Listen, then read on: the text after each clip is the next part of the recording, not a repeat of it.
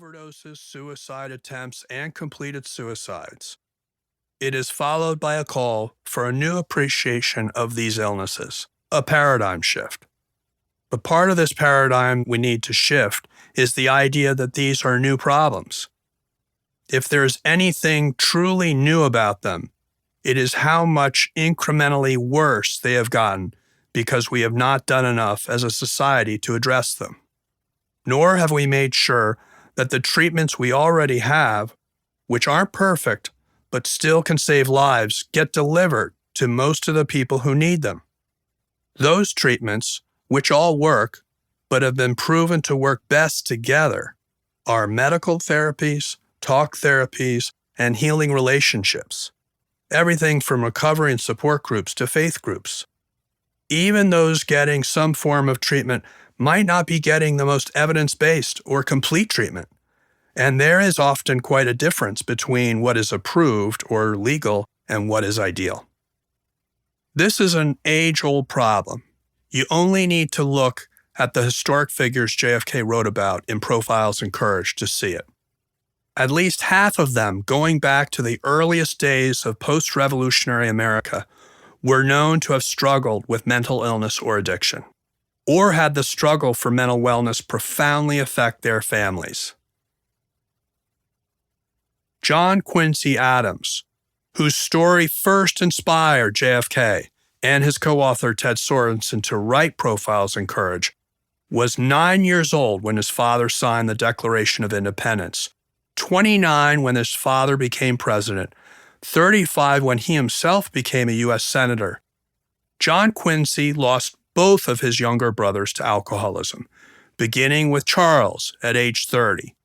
His father also suffered from depression, especially after the trauma of losing Charles and losing the presidential election to his friend Thomas Jefferson, all during the same week in 1800. John Quincy's oldest son, George Washington Adams, suffered from depression and took his own life at the age of 28, just 2 months after his father's presidency ended in 1829.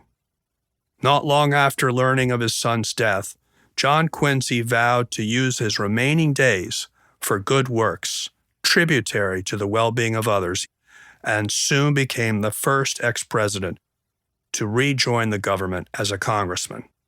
But he continued to experience tragedy from mental illness.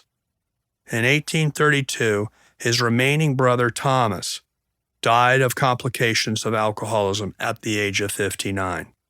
And 2 years after that, his own son John died from the same thing at the age of 31. Among the other 7 JFK profiled, Massachusetts lawyer and politician Daniel Webster suffered from alcoholism and died from cirrhosis of the liver in 1852.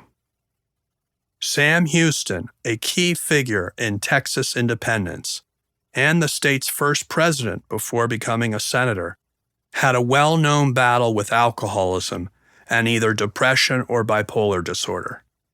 He may qualify as the nation's first case of political mental health stigma. His nickname amongst the Cherokee, with whom he had been close since childhood, was Utsete Arditaski, or Big Drunk, and his drinking was an open, caustic issue in his public life. His third wife, who he married when she was 21 and he was 47, made it her mission to help him remain sober, but his political adversaries continued to publicly shame him. Lucius Lamar, the U.S. Senator from Mississippi, was only 9 years old when his namesake father, a prominent Georgia judge, took his own life just days before his 37th birthday in 1834. He reportedly entered his house, wrote a short farewell note to his family, walked into the garden, and shot himself in the head with his pistol. And these are just the ones we know about and can begin to document. None of this should be surprising, but somehow it still is. Our nation is experiencing perhaps its most pronounced crisis of mental illness and substance use disorders in history. Already high depression and anxiety rates